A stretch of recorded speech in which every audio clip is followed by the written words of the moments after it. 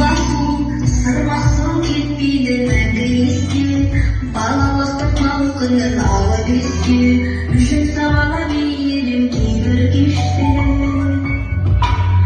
алашада отырып тоқимын оңашада бескерлердің бастарын біріктіріп туындыма қуана мен балаша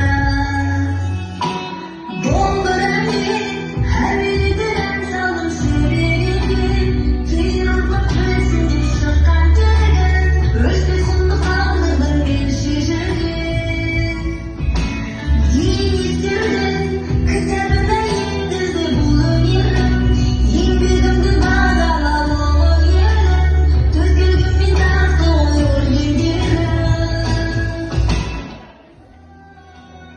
Нақым Сұлтанбекқызы Жарман өңірінің тумасы, қолөнерге бала кезден құмар болады. Ауылда киіз бас алаша тоқудың қыр-сырын біліп көріп өседі.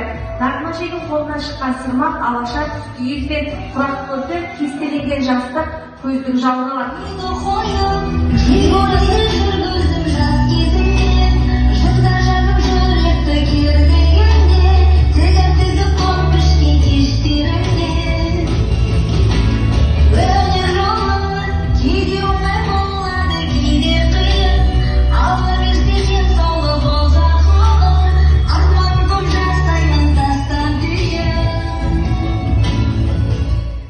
Жұмағанның Алланың өзі берген ынтасы ғой деп, бұнсыз өмірім жоқ секілді мен.